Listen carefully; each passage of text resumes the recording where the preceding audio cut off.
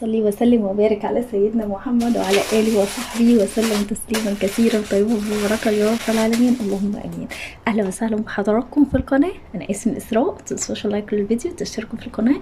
يلا بينا ندعي لجميع موتاي وموتاكم وجميع موتى المسلمين وشهداء غزه، ويا رب ينصرهم عن قريب، يا رب يا رب يا رب ينصرهم نصرا عزيزا يتعجب له أهل السماء وأهل الأرض، ويرحم شهدائهم ويرحم موتاي وموتاكم وجميع موتى المسلمين أجمعين، ويدخلهم فسيح جناته، اللهم آمين. النهارده بقى فيديو البكليات اللي أنا قلت لكم عليه قبل كده.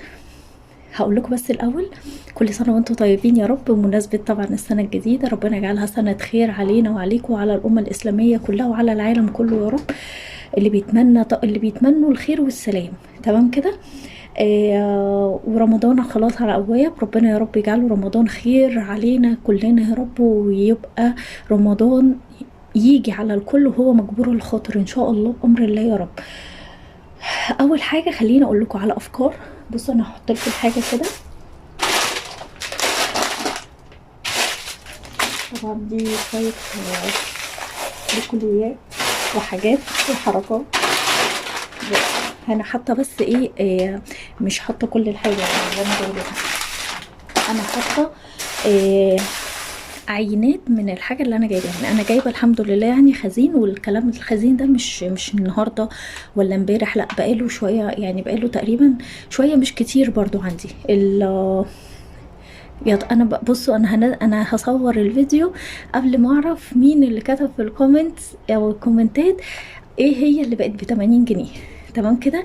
خليني الاول ايه اللي تجيبيه وتشيليه لرمضان من دلوقتي. ربنا يا رب بلغنا رمضان يا رب واحنا كاملين، ويبقى رمضان خير علينا وفرحة على الجميع يا رب، ويجبر الجميع يا رب. ايه اللي تجيبيه من دلوقتي وتشيليه لرمضان؟ ايه الحاجات اللي فعلا لو جبتها مزعلش ان انا جبتها؟ ايه الحاجات اللي خزنها ومزعلش اني خزنتها لرمضان؟ البقوليات عموما، مكرونات عشان طبعا البشاميل.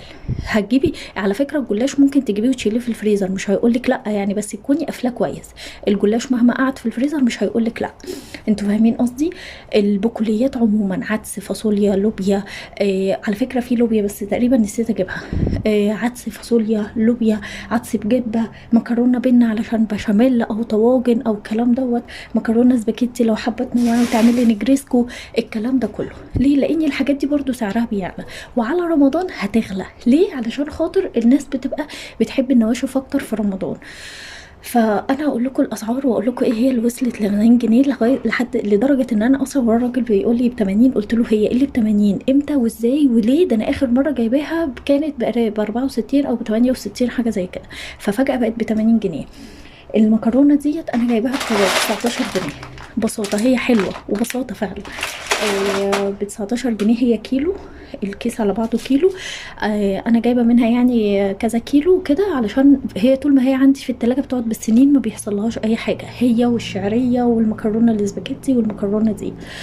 فالبقوليات، وحتى البقوليات ديت انا بشيلها في التلاجة ما بحطهاش في المطبخ، عشان المطبخ عندي في الصيف بيبقى حر، فالحاجه بتسوس بسرعه وبتبوظ، ففي التلاجة اضمن لي، سواء بقى صيف شتا بصراحه بحطها في التلاجة. فدي ب 19 جنيه. كايرو دي تقريبا مش فاكره والله كنت جايباها ب 18 ولا برضو نفس السعر 19، والله العظيم ما فاكره.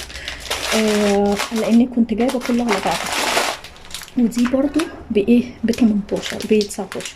الكيلو ب 19 جنيه. على فكره الكيلو ب 19 سواء سايب او كيس، فالكيس انضف من السايب، لان السايب بيبقى اوقات واقع فيه شويه عدس على شويه عارفين الرقم. بص تلاقوا في السايبه حاجات تانية كتير كده، مش نوع مكرونه يعني. حتى لو خواتم تبص تلاقي واقع فيها شويه شعريه، واقع فيها شويه مكرونه بينا كده.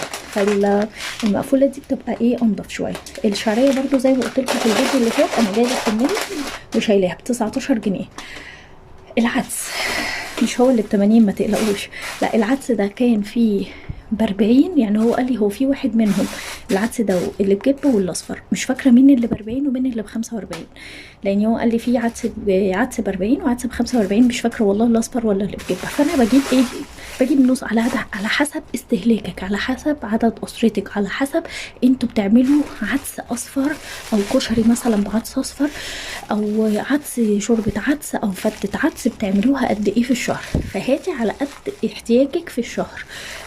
انا جبت نص كيلو، تمام.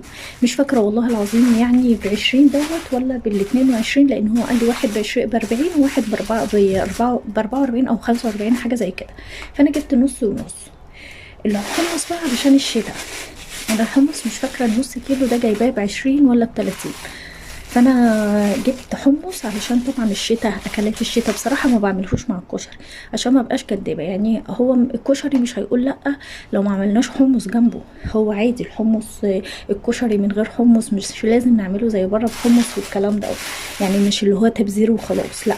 خلي الحمص مثلا لو انت مش عارفه تعملي حاجه حلوه للولاد، او عايزه مثلا يوم اجازه، او احنا داخلين على اجازه نص السنه عايزين تعملوا كده مشروبات سخنه مش عارف ايه، فحلبسه بقى، انتوا عارفين الجو ده، وشويه ليمون وعصره ليمون وشويه شطه، يا خراشي بتوديكي في حته تانية خالص. المزغوده دي هي اللي معفرطاني والله العظيم مزغوده، اقسم بالله مش عارفه يعني ايه مزغوده، بس هي اللي معفرطاني. دي ب80 جنيه ليه؟ والله العظيم عملنا لها ايه عشان دي حتى بتجيب انتفاخات يعني والله العظيم. انا بقول له عايزه فاصوليا بيضه بكام الكيلو، يقول لي ب80 جنيه. ايه؟